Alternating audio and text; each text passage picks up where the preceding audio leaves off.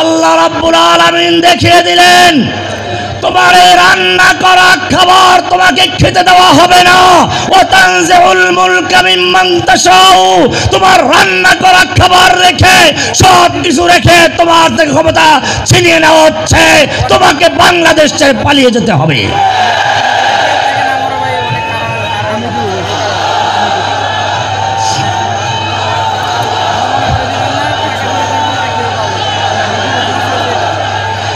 শুধু তাই নয়, অনুরোধ করেছিল কয়েক মিনিটের বক্তব্য রেকর্ড করবে।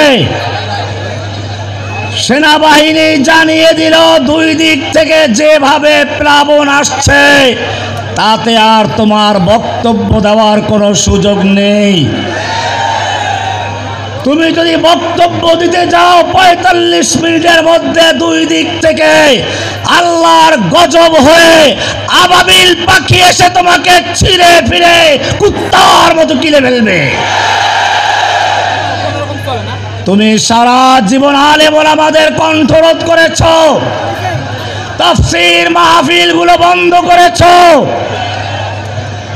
ওলামায়ে কেরামদের বন্দী করেছো, আল্লামা সাঈদী সাহেবকে গ্রেফতার করে কারাবন্দী করে তিলে তিলে তাকে হত্যা করেছো।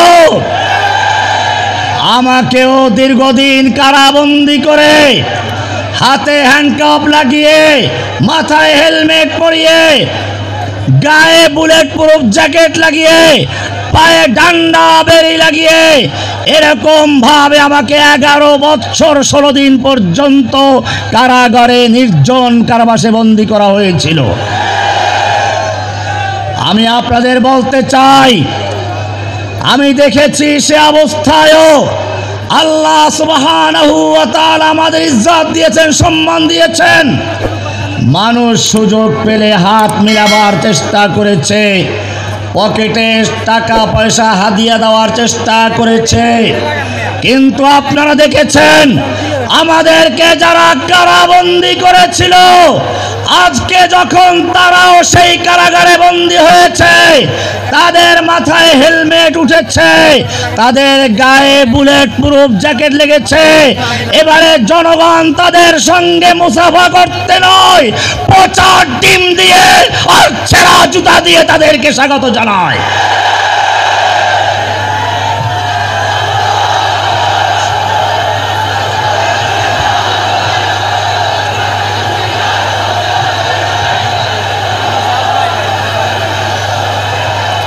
সংগ্রামী তাওহীদি জনতা, তোমাদের মনে রাখতে হবে মুসলিমদের মূল শক্তি হচ্ছে ঐক্যবদ্ধ থাকা। কোরআন বলছে ওয়াতাসিমু বিহাবলিল্লাহি জামিআন ওয়া লা তাফাররাকু, তোমরা আল্লাহর রজ্জুকে কোরআনকে ঐক্যবদ্ধভাবে একসাথে ধারণ করো, পরস্পর বিচ্ছিন্ন হইও না। বিচ্ছিন্ন যদি হয়ে যাও, ওয়ালা তানাযাউ ফাতাফশালু ওয়া তাযহাবা রিহুকুম, খবরদার তোমরা পরস্পর ঝগড়া করো না, বিবাদে লিপ্ত হইও না। এমনটা যদি করো আল্লাহ বলেন ফাতাফশালু, তোমরা হীনমন্য হবে, দুর্বল হবে, কাপুরুষ হবে, ওয়া তাযহাবা রিহুকুম, দুশমনের অন্তর থেকে তোমাদের প্রভাব চলে যাবে, তোমাদের গ্রেফতার করতে ভয় পাবে না, তোমাদের ফাঁসি দিতে ভয় পাবে না, তোমাদের পায়ে বেড়ি পড়াতে ভয় পাবে না। সেটাই হয়েছিল। আমি স্পষ্ট বলতে চাই, যখন সাঈদী সাহেবকে গ্রেফতার করা হয়েছিল তখন যদি বাংলাদেশের সমস্ত আলেম ওলামা তাওহীদি জনতা নিজেদের পারস্পরিক মতবিরোধ ভুলে গিয়ে তার পক্ষে দাঁড়াতো, তাহলে সাঈদী সাহেবকে দূরের কথা আর পরবর্তী কোনো আলেমকে গ্রেফতার করার সাহস হতো না। ইতিহাস থেকে শুনুন, মতবিরোধ থাকতে পারে, কিন্তু জেনে রাখবেন দুশমনদের মোকাবেলায় সব মতবিরোধ ভুলে গিয়ে ঐক্যবদ্ধ হয়ে মাঠে থাকতে হবে। এটাই আমাদের শিক্ষা দেওয়া হয়েছে। আল্লাহর নবী রাসূলুল্লাহ সাল্লাল্লাহু আলাইহি সাল্লামের খলিফা আলী রাদিয়াল্লাহু তাআলা আনহু যখন খলিফাতুল মুসলিমিন ছিলেন, তখন আমিরে মুয়াবিয়া রাদিয়াল্লাহু তাআলা আনহুর সাথে রাজনৈতিক দ্বিমত চলছিল, এমনকি যুদ্ধ পর্যন্ত হয়েছিল। এ সময় তৎকালীন সুপার পাওয়ার রোম সম্রাট আমিরে মুয়াবিয়া রাদিয়াল্লাহু তাআলা আনহুকে পত্র লিখেছিল, আমিরে মুয়াবিয়া, আমরা জানতে পেরেছি তোমার খলিফা আলী তোমার বিরুদ্ধে যুদ্ধ করছে, তোমার প্রতি অন্যায় অবিচার করছে, তোমার প্রতি জুলুম করছে। আমরা তোমার পক্ষে সাহায্য করার জন্য প্রস্তুত। যদি তুমি চাও তাহলে রোম সম্রাট তার পূর্ণ সামরিক শক্তি দিয়ে তোমার পাশে দাঁড়াতে প্রস্তুত। আর ওমর হযরতে আমিরে মুয়াবিয়া রাদিয়াল্লাহু তাআলা আনহু তখন কি বলেছিলেন? এটাই তোমাদের আমাদের জন্য শিক্ষা। আমিরে মুয়াবিয়া রাদিয়াল্লাহু তাআলা আনহু বলেছিলেন, ইয়া কালবার রোম, ওহে রোমের কুকুর, আমার খলিফা আলীর সঙ্গে যুদ্ধ হচ্ছে। এই সুযোগ নিয়ে যদি মুসলিম ভূখণ্ডের দিকে একটা কদম বাড়াতে চাও, মুসলিম উম্মাহকে দখল করার চক্রান্ত করো, জেনে রাখবে আলীর পক্ষে যুদ্ধ করতে গিয়ে সর্বপ্রথম যেই লোকটা জীবন দিবে সেই লোকটা আর কেউ নয়, সে লোকটা হচ্ছে আমিরে মুয়াবিয়া রাদিয়াল্লাহু তাআলা আনহু। আমিরে মুয়াবিয়া রাদিয়াল্লাহু তাআলা আনহু এক হুঙ্কারে রোম সম্রাট বুঝতে পারলো মুসলিম উম্মার বিরুদ্ধে কোনো চক্রান্ত কাজে লাগবে না। ঠিক তেমনি ভাবে আমি বলতে চাই, যখন সাইদি সাহেবকে গ্রেফতার করা হয়েছিল, তখন যদি এদেশের তাওহীদি জনতা তৎকালীন জালেম ফ্যাসিস্ট হাসিনাকে জানিয়ে দিত, ওহে জালিম, জেনে রাখবি সাইদি সাহেবের সঙ্গে রাজনৈতিকভাবে দ্বিমত থাকতেই পারে, আমাদের মুসলিম দলগুলোর মধ্যে বিভিন্ন মতভেদ থাকতে পারে, কিন্তু জেনে রাখবি আমাদের একজন আলেমের উপরে যদি কোনো হামলা হয়, আমরা সকলে ঐক্যবদ্ধ হয়ে তার পক্ষে বুকের তাজা রক্ত ঢেলে দেওয়ার জন্য প্রস্তুত।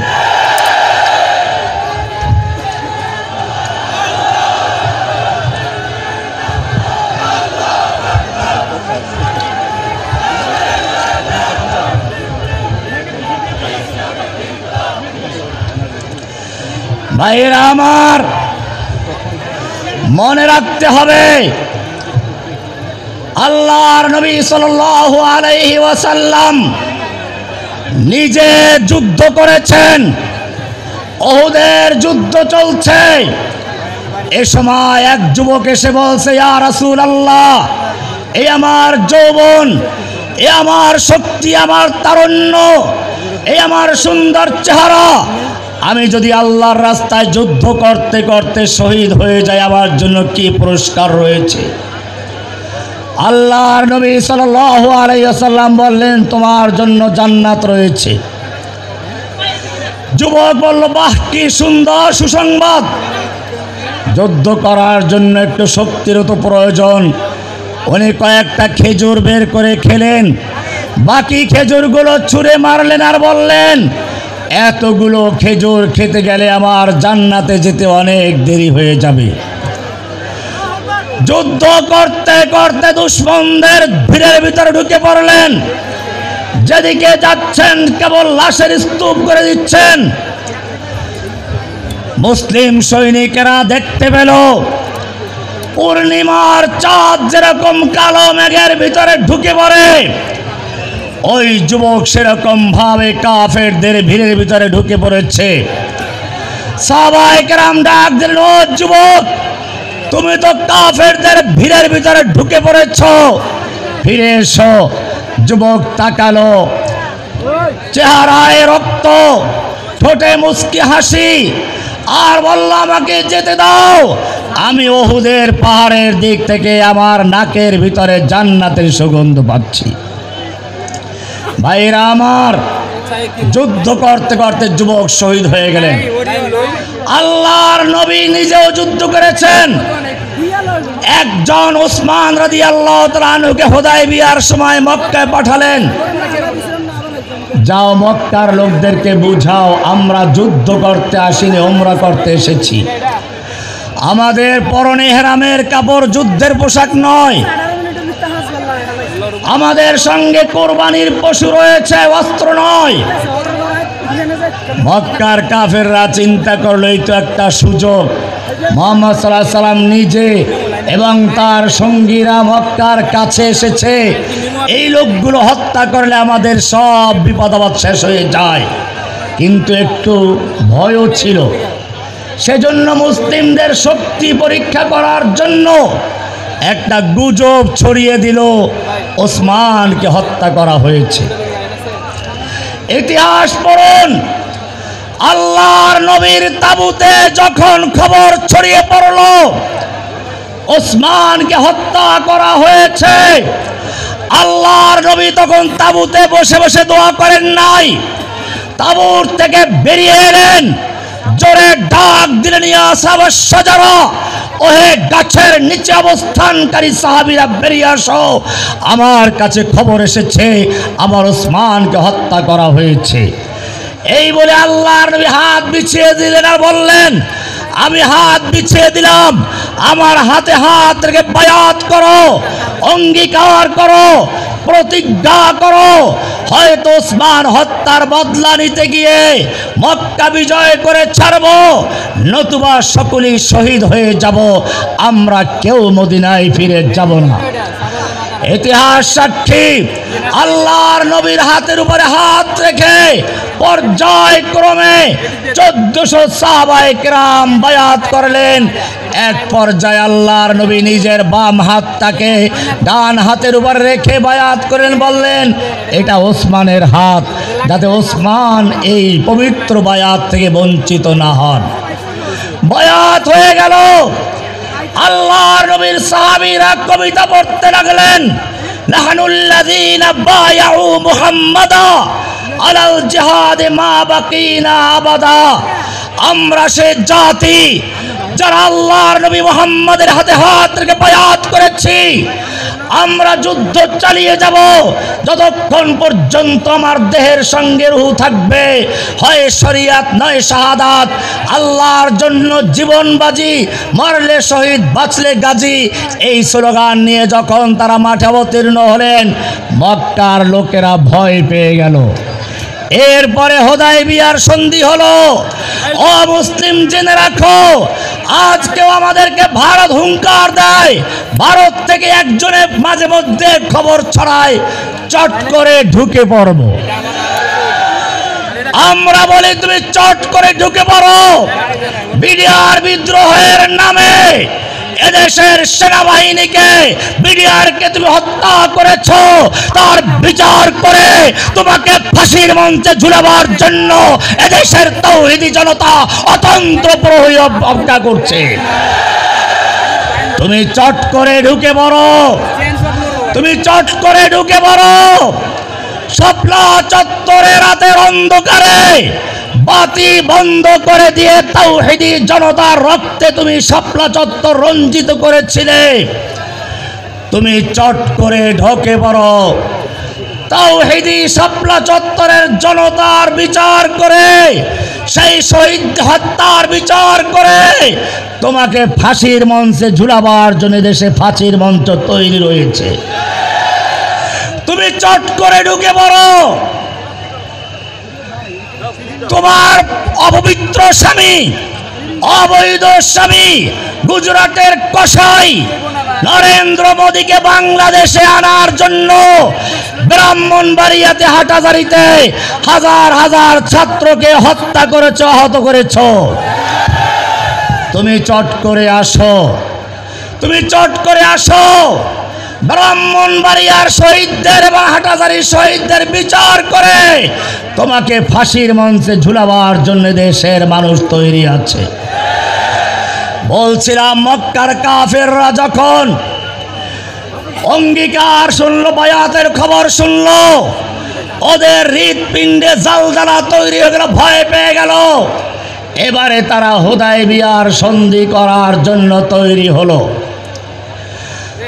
এই খবর শুধুমাত্র মক্কা পর্যন্ত নয়, কোরআন হাদিস পড়ো, সাত আসমান ভেদ করে, লৌহ কলম ছেদ করে আল্লাহর আরশ পর্যন্ত বায়াতের খবর হয়ে গেছে। কোরআনের সূরা ফাতাহ এর 10 নম্বর আয়াত আল্লাহ বলছেন, লাকাদ রাদিয়াল্লাহু আনিল মুমিনিনা ইয ইউবাইউনাকা তাহতাশ শাজারা। হে নবী, আপনার প্রতি আল্লাহ তাআলা সন্তুষ্ট হয়েছেন, মুমিনদের প্রতি আল্লাহ তাআলা রাজি খুশি হয়েছেন, সন্তুষ্ট হয়েছেন যখন তারা আপনার হাতে হাত রেখে বায়াত করছিল গাছের নিচে বসে। শুধু রাজি খুশি নয়, আরো সামনে পড়ুন সূরা ফাতার 18 নম্বর আয়াত আল্লাহ বলছেন, ইন্নাল্লাযীনা ইউবাইউনাকা ইন্নামা ইউবাইউনাল্লাহ। হে নবী, যারা আপনার হাতে হাত রেখে বায়াত করেছে তারা আপনার হাতে হাত রেখে বায়াত করে নাই, বরং স্বয়ং আল্লাহর হাতে হাত রেখে বায়াত করেছে। ইয়াদুল্লাহি ফাওকা আইদিহিম, তাদের হাতের উপরে স্বয়ং আল্লাহর হাত ছিল। আমি আপনাদের বলতে চাই, একজন ওসমান হত্যার খবর পেয়ে আল্লাহর নবী সেদিন নিজের জীবন উৎসর্গ করেছিলেন, যুদ্ধের জন্য বায়াত নিয়েছিলেন। আমি তোমাদের জিজ্ঞেস করতে চাই, আজকে হাজার হাজার ওসমান বাংলাদেশের কারাগারে, এমনকি সাইদি সাহেব থেকে শুরু করে জসিমউদ্দিন রহমানি পর্যন্ত হাজার হাজার আলেমকে জেলে বন্দি করা হয়েছে, অনেককে ফাঁসি দেওয়া হয়েছে, অনেককে নির্মম অত্যাচার করে ধুকে ধুকে মারা হয়েছে, গুম করা হয়েছে, খুন করা হয়েছে। এমনিভাবে বিশ্বের বিভিন্ন প্রান্তে মানুষদেরকে অত্যাচার করা হচ্ছে, মুমিনদের হত্যা করা হচ্ছে। কোরআনের ভাষায় আহ্বান জানানো হচ্ছে, ওমা লাকুম লা তুকাতিলুনা ফি সাবিলিল্লাহ। আল্লাহ বলছেন, ও হে যুবকেরা, তোমাদের কি হলো? তোমরা লড়াই করছো না, আল্লাহর পথে যুদ্ধ করছো না, অথচ ওয়াল মুস্তাদাফিনা মিনার রিজালি ওয়ান নিসাই ওয়াল বিলদান, অসহায় শিশু, নারী, পুরুষ ফরিয়াদ করে বলছে, রব্বানা আখরিজনা মিন হাযিহিল ক্বরিয়াতিজ যালিমি আহলুহা। হে আমাদের রব, তুমি আমাদেরকে জালিম ও দূষিত জনপদ থেকে রক্ষা করো, তুমি আমাদেরকে জালিমদের হাত থেকে বাঁচাও। ওয়াজআল লানা মিন লাদুনকা ওয়ালিয়্যা, তুমি আমাদের জন্য পাঠাও ওলি, তুমি আমাদের জন্য পাও সাহায্যকারী। ও আমার যুবকেরা, আমি জিজ্ঞেস করতে চাই, আজকে সারা দুনিয়ার মজলুমদের বাঁচানোর জন্য, কারাবন্দী আলেমদের মুক্তির জন্য, কারাবন্দী ভাইদের মুক্তির জন্য যদি প্রয়োজন হয় বুকের তাজা রক্ত ঢেলে দিয়ে আল্লাহর পথে যুদ্ধ করার জন্য কারা কারা তৈরি আছো?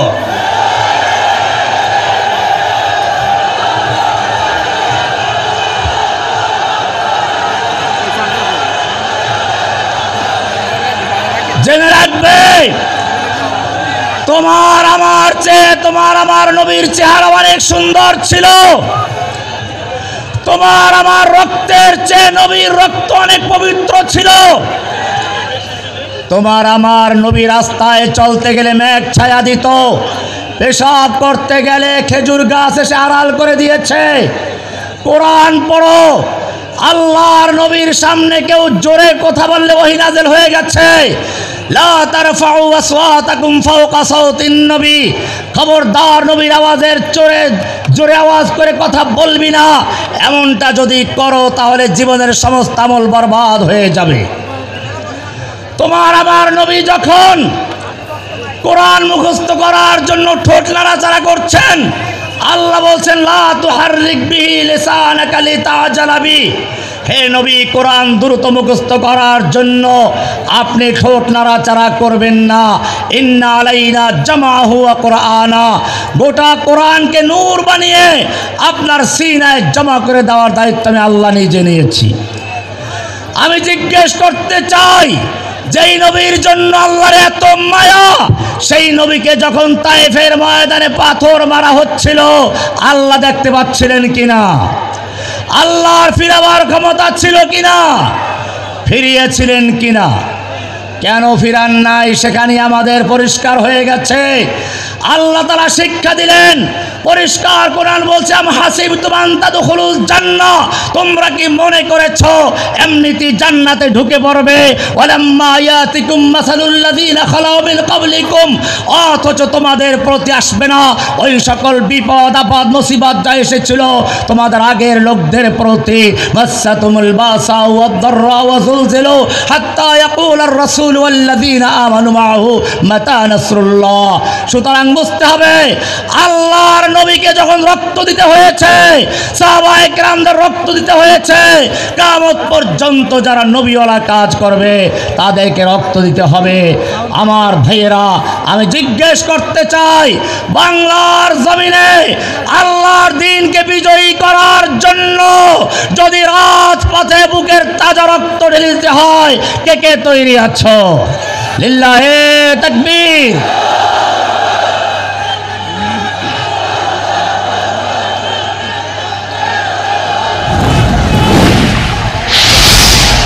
وآخر دعوانا أن الحمد لله رب العالمين. السلام عليكم ورحمة الله.